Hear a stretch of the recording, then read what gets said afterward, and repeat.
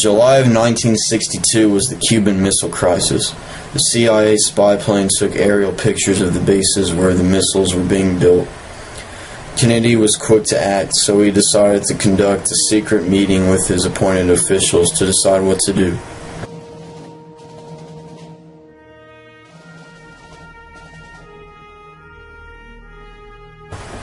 Even with all the chaotic events occurring, Kennedy always made time for his public appearances. I have come to this Center of Learning in order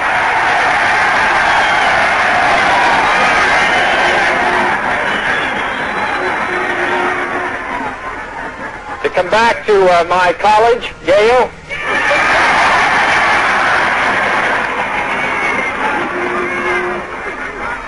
And I have enjoyed that warm reception I've gotten from my fellow Elis as I drove into this city. On October 22nd, Kennedy made his decision concerning the missile crisis. Kennedy decided to publicly make it clear that the U.S. was aware of the Soviets' cooperation with Cuba in making these offensive weapons, and made it official that if any were found, it would be considered an attack made on the U.S.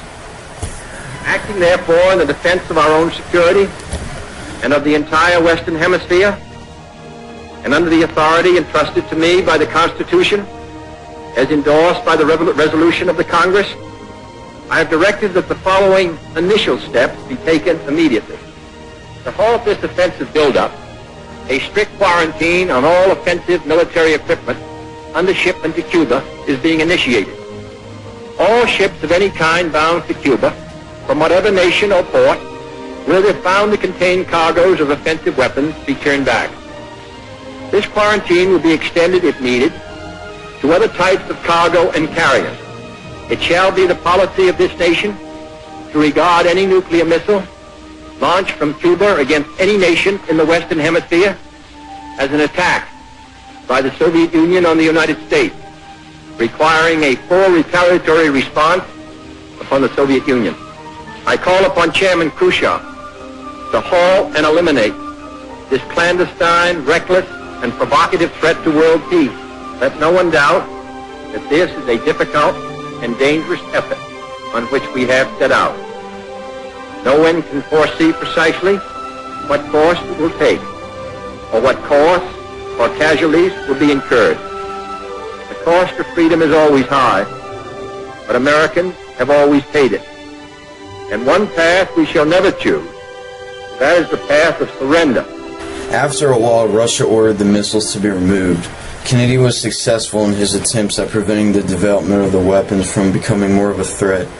He updated the public on how the missile crisis went. I want to take this opportunity to report on the conclusions which this government has reached on the basis of yesterday's aerial photographs, namely that the Soviet missile bases in Cuba are being dismantled, their missiles and related equipment are being crated, and the fixed installations at these sites are being destroyed.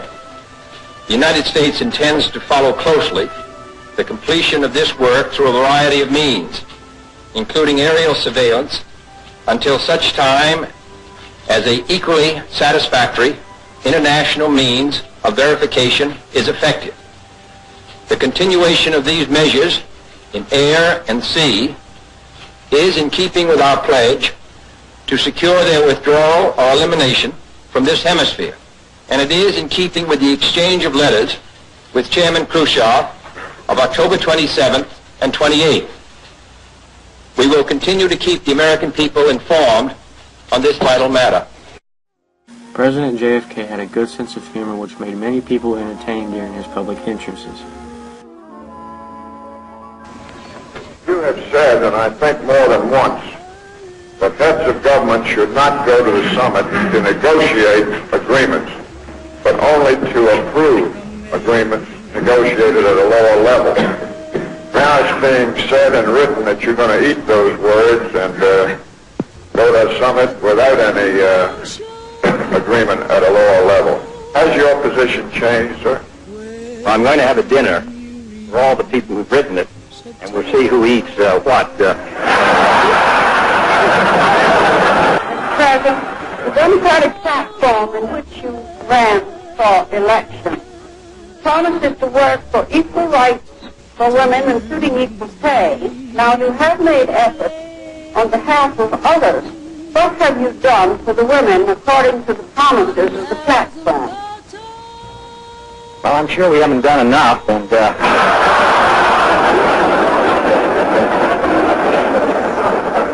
I am delighted to have a chance to say a few words about this administration's policy, which has been the subject of a good deal of discussion, acrimony, and controversy on wages and prices and profits.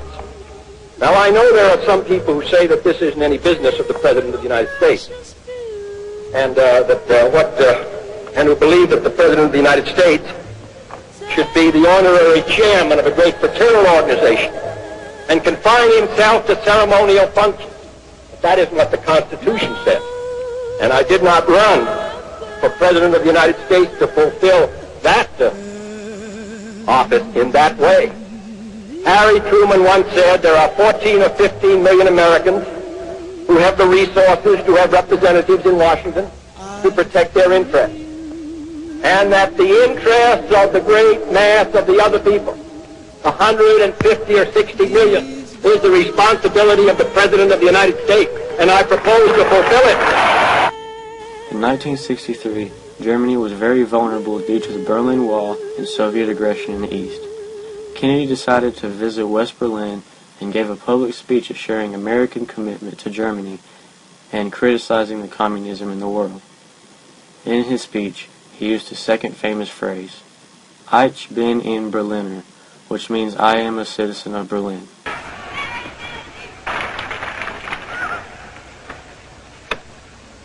There are many people in the world who really don't understand, or say they don't, what is the great issue between the free world and the communist world.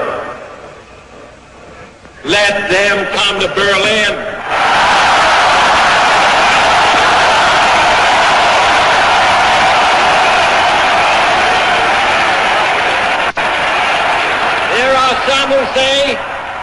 There are some who say that communism is the wave of the future.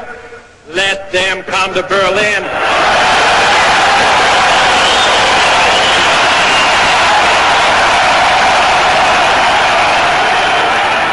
And there are even a few who say that it's true that communism is an evil system, but it permits us to make economic progress.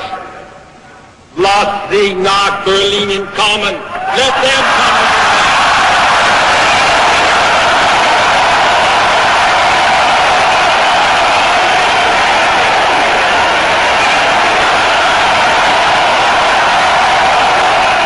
Freedom has many difficulties, and democracy is not perfect. But we have never had to put a wall up to keep our people in, to prevent them from leaving us.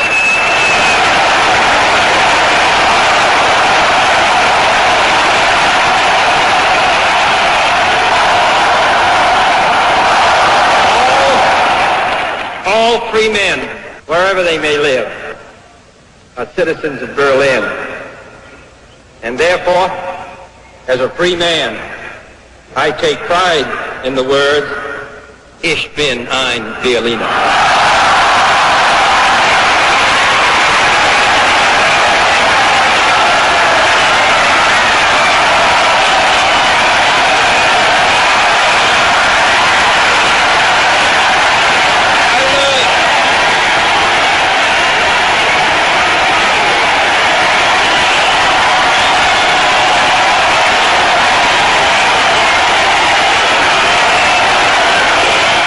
Shortly after his famous Berlin speech, he went to start the Test Ban Treaty that involved the United States, the Soviet Union, and the United Kingdom to ban nuclear testing on the ground, in the atmosphere, or underwater. This was his greatest contribution to world peace.